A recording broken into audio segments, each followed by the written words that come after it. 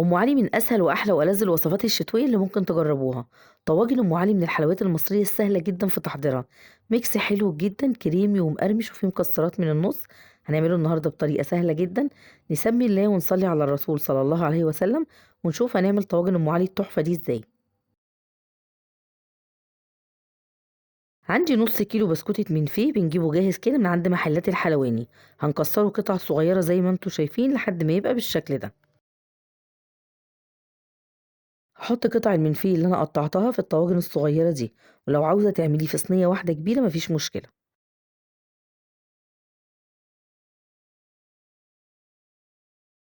ومش هاملة الطواجن أوي عشان لسه هاحط مكسرات ولبن.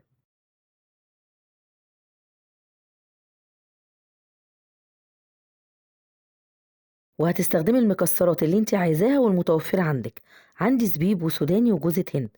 هقلبهم على بعض وهوزعهم على الطواجن زي ما انتوا شايفين. وبمعلقة وهقلب المكسرات مع المنفيه علشان كل المكونات تتداخل مع بعض.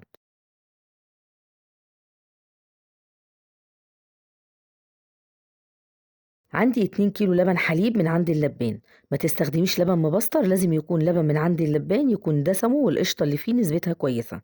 غليت اللبن وهحط على الاتنين كيلو لبن كوباية وربع سكر. ولو انت مش عايزاه، لو انت يعني عايزة السكر بتاعه يكون قليل شوية، حطي كوباية واحدة سكر بس على الاتنين كيلو. وهحط 3 معالق كبار كريم شانتيه وكيسين من الفانيليا. وهقلب المكونات كلها على بعض لحد ما السكر والكريمة يدوبوا في اللبن. وطبعًا لمّا نيجي نحط الحليب على المنفيه يكون سخن مش بيغلي، يعني يكون البخار بيطلع منه بالشكل ده. وهابتدي أوزّعه على الطواجن.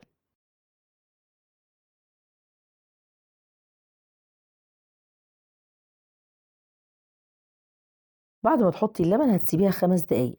هتلاقيها شربت اللبن، هتزودي لبن كمان. كل ما اللبن اللي في أم علي كان كتير بيبقى طعمها أجمل وأحلى ما بتكون ناشفة. هنسيبها بقى تتشرب كويس على ما أعمل التغطية اللي هاحطها على الوش. في بولة حاطة فيها نص كوباية لبن ساقع. هحط عليها 4 معالق كبار هرميين كريم شانتيه. وهخفق بالمضرب الكهربائي لحد ما يبقوا بالشكل ده. حجم الكريمة يهيش ويتضاعف.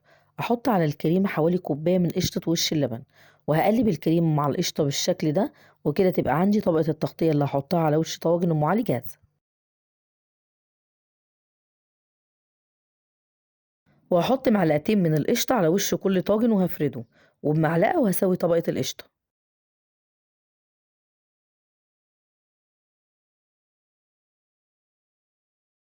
وهاحط على وش كل طاجن رشة سكر بودرة بسيطة علشان الوش يحمر بسرعة من غير ما طبقة القشطة تسيح. وبمنديل وهشيل السكر البودر اللي على حواف الطواجن علشان ما يتحرقش لما يدخل الفرن. وهحط الطواجن في صاج وهدخلها الفرن وهشغل الشواية بس. مش هشغل الفرن ولا هسخنه. طواجن ام علي كل حاجة فيها مستوية. يا دوب احنا عاوزين الوش يحمر بس. لان لو دخلناها فرن سخن على ما الوش يحمر هتكون القشطة ساحت وتحولت لسمنة. واحنا عايزين الوش يبقى كريمي كده وطعمه حلو. ما خدتش في الفرن أكتر من 5 دقايق. ما تسيبيهاش تحت الشواية أكتر من كده علشان طبقة القشطة ما تسيحش. هتزينيها بقى على الوش بشوية مكسرات. وده شكلها تتقدم وهي سخنة أو هي دافية. أم علي من أحلى وأجمل الحلويات الشرقية اللي ممكن تتاكل في الجو البرد ده. طعمها حلو جدا. شايفين شكلها عامل إزاي؟ طبقة القشطة اللي على الوش كريمية وتحفة. وسكرها مظبوط جدا. إن استفدتوا بقى من فيديو النهاردة تعملوا لايك وشير للفيديو، ولو مش مشتركين في قناتي تشتركوا وتفعلوا الجرس الصغير علشان يوصل لكم إشعار بكل وصفاتي الجديدة. وما توفيقي إلا من عند الله. دمتم في رعاية الله. سلام عليكم.